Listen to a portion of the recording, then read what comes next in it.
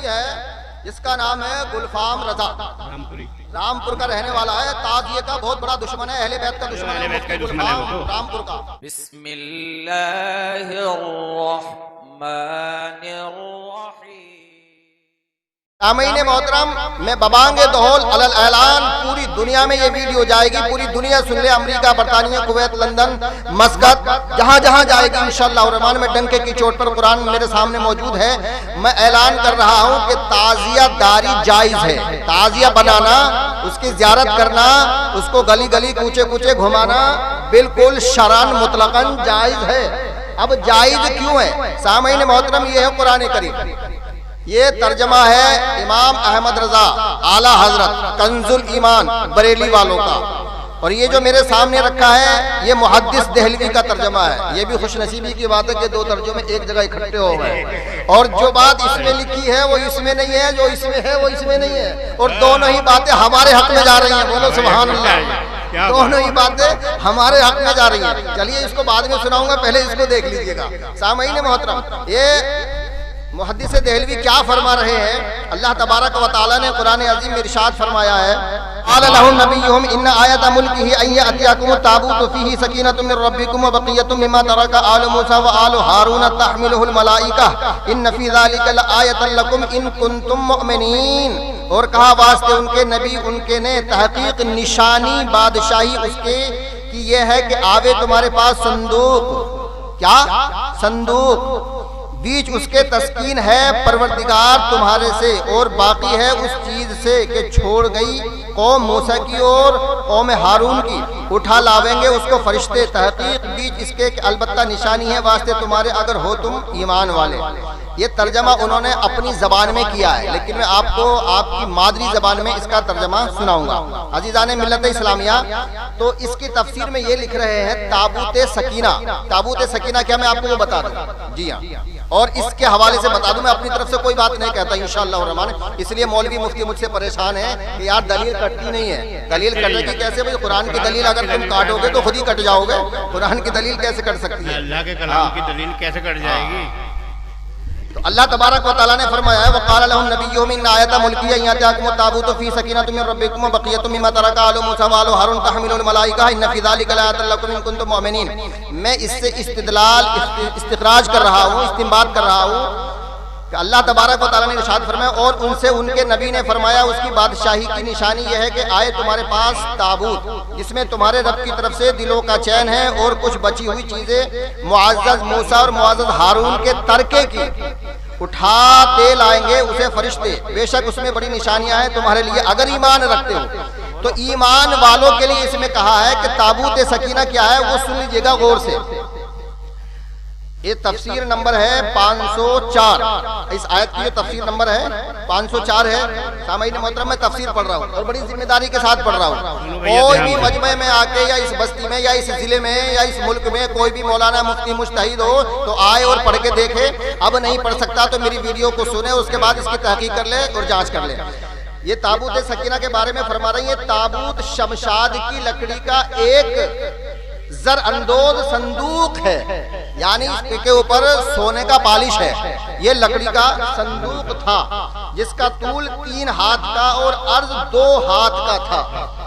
سمجھ رہے نا آپ؟ اس کو اللہ تعالیٰ نے حضرت آدم علیہ السلام پر نازل فرمایا تھا۔ حضرت آدم علیہ السلام پر یہ صندوق نازل ہوا تھا، اور اس میں تمام انبیاء علیہ السلام کی تصویریں تھیں، فوٹو ہے جتنے بھی کیا زمانہ ہے علیہ السلام 1,24,000 تشریف لائے ہیں، سب کی تصویریں تھیں، سب کے فوٹو تھے، تصویریں تھیں، ان کے مساکن و مکانات کی تصویریں تھیں، یعنی جس جگہ وہ رہتے تھے انبیاء کرام علیہ السلام ان گھروں کی بھی تصویر تھی، یعنی مکین کی بھی تصویر، مکان کی بھی تصویر، گھر کی بھی تصویر اور گھر والوں کی بھی تصویر۔ بھئی قرآن میں لکھا ہوا، قرآن کے حاشیے پر اپنی طرف سے نہیں کہہ رہا میں، تصویریں تھیں، ان کے مساکن مکانات کی تصویریں تھیں، اور آخر میں حضور سید انبیاء صلی اللہ علیہ وسلم کی، یعنی حضور کی بھی تصویر اس میں موجود تھی۔ یہ بریلوی لکھ رہے ہیں سامعین محترم، یہ تفسیر ہے علامہ سید نعیم الدین صاحب مراد آبادی کی، اور حضور کی بھی تصویر تھی صلی اللہ علیہ وسلم۔ حضور کی دولت سرائے اقدس کی تصویر تھی، یعنی رسول کے پیدا ہونے سے پہلے رسول کے مکان کی بھی تصویر تھی، اور خود رسول اکرم صلی اللہ علیہ وسلم کی بھی تصویر تھی۔ تصویر کی ایک یاقوت سرخ میں تھی کہ حضور بحالت نماز قیام میں ہیں، یعنی حضور صلی اللہ علیہ وسلم کی جو تصویر تھی وہ رکوع کی حالت میں تھی، نماز کی حالت میں، اور گرد آپ کے اصحاب حضرت آدم علیہ السلام نے ان تمام تصویروں کو دیکھا۔ حضرت آدم علیہ السلام نے صندوق میں ان تمام تصویروں کو دیکھا۔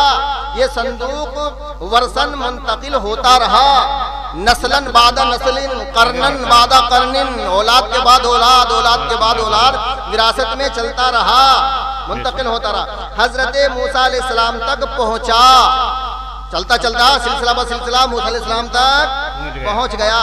آپ اس میں توریت بھی رکھتے تھے، کیا رکھتے تھے؟ زور سے بولو، کیا رکھتے تھے؟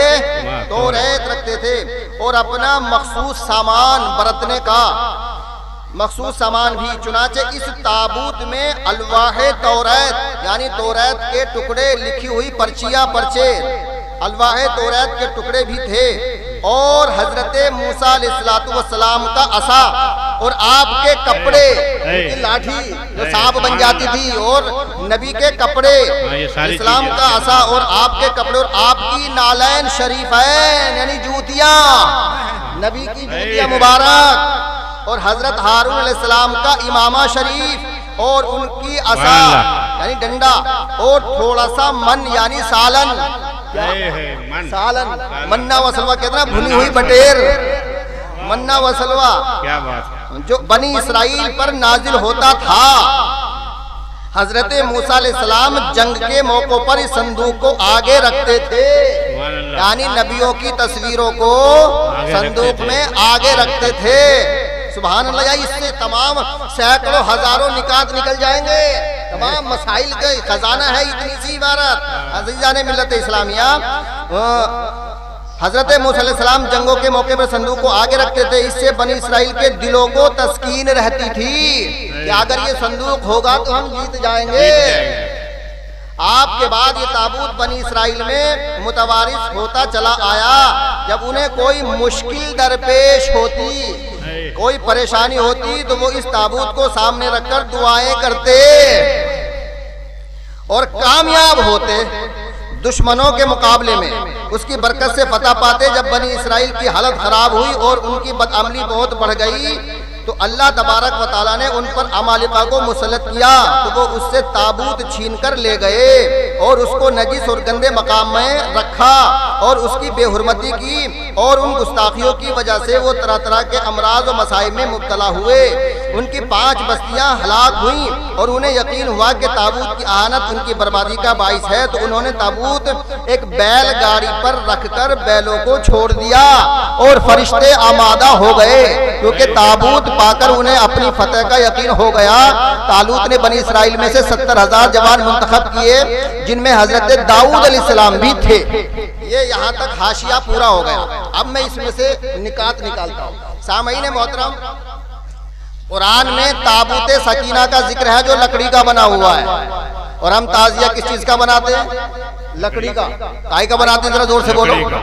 ہاں، جب تابوت سکینہ لکڑی کا ہے تو تعزیہ بھی لکڑی کا ہے۔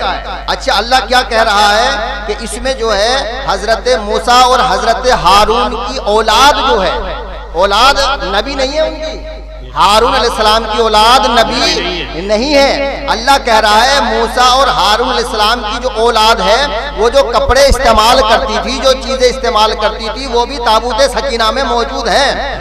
آل موسیٰ و آل ہارون تحملہ الملائکہ، تو معلوم یہ ہوا کہ نبی کی اولاد جس چیز کو استعمال کر لے وہ متبرک ہو جاتی ہے، وہ برکت والی ہو جاتی ہے۔ عزیزان ملت اسلامیہ، تو میں ایک جملہ پہلے یہاں کہتا چلوں کہ جب ہارون حضرت موسیٰ علیہ السلام جو رسول کے برمقابلہ چھوٹے نبی ہیں، جب ان کی اولاد کا ترکہ لائق احترام ہے، قابل تعظیم ہے، تو عزیزان محترم جو نبیوں کا سردار ہے، جس کے بارے میں اللہ نے ارشاد فرمایا ہے حسین منی وانا من الحسین، تو آل نبی جو سب سے بڑا نبی ہے، اس نبی کی آل کا جو ترکہ ہے، جو چیز اس سے منسوب ہو جائے، اس کا کتنا بڑا احترام ہونا چاہیے۔ تو سامعین محترم، تو قرآن نے بتا دیا کہ آل نبی سے جو چیز منسوب ہو جائے وہ لائق تعظیم ہوتی ہے۔ تو تعزیہ جو ہے یہ حضرت امام عالی مقام سے منسوب ہے، اس لیے یہ لائق تعظیم ہے۔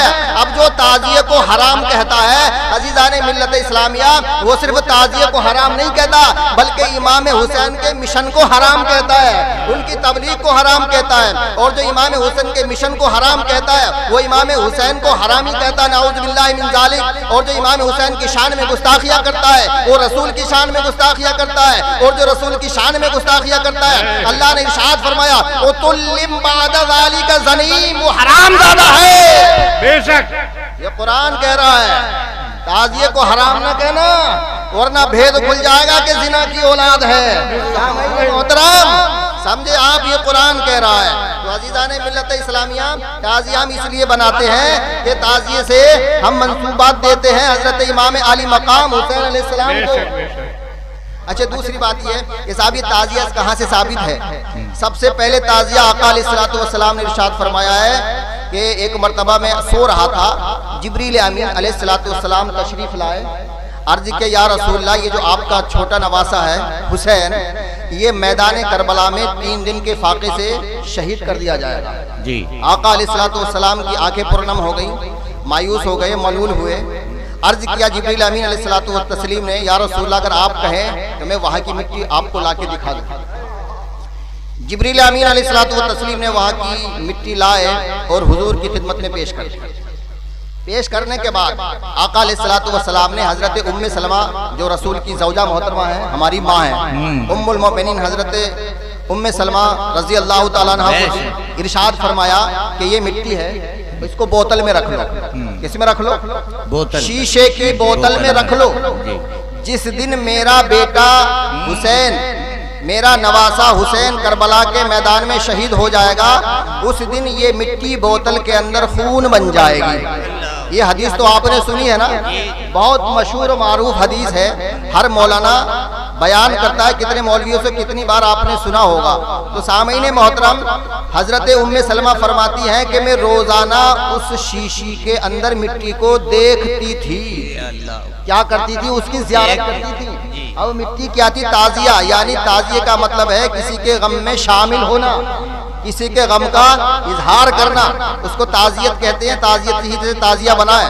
تو معلوم یہ ہوا کہ تعزیت کرنا حضرت ام سلمہ رضی اللہ تعالی عنہ کی سنت ہے اور حکم دیا ہے رسول نے۔ تو تعزیت کرنا، تعزیہ بنانا، تعزیہ کو دیکھنا، یہ رسول کی بھی سنت ہے اور ام سلمہ کی بھی سنت ہے۔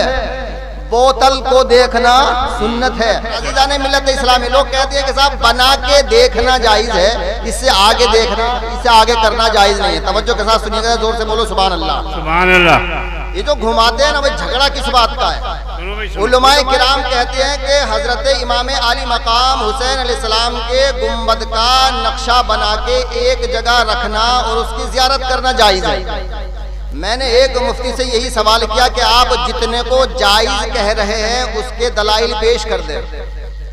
تقریباً 2 مہینے ہو گئے، ابھی کسی مفتی کا فون نہیں آیا کہ بھئی آپ نے جس کو جائز کہا ہے کہ امام حسین کے گنبد کا، مزار کا، مینار کا، کربلا کا نقشہ بنا کے ایک جگہ رکھ لو، رکھنے کے بعد اس کی زیارت کر لو، اتنا تو جائز ہے۔ تو میں نے کہا جناب محترم، جتنے کو آپ جائز کہہ رہے ہیں اتنے کی ہی دلیل پیش کر دیجئے، آیت اور روایت پیش کر دیں جواز کے لیے۔ تو سامعین محترم 1.5 مہینہ ہو گیا، ابھی تک اس مفتی کا فون ہی نہیں آیا۔ اب سامعین محترم، ہم گھمانے کے بھی قائل ہیں کہ گھمایا جائے، تو سامعین محترم یہ گھمانا بھی سنت ہے۔ کیا ہے؟ تعزیہ بنا کے گھمانا سنت ہے، اس لیے کہ آقا علیہ السلام اپنے نواسوں کو کاندھوں پہ بٹھا کے مدینے کی گلیوں میں گھماتے تھے۔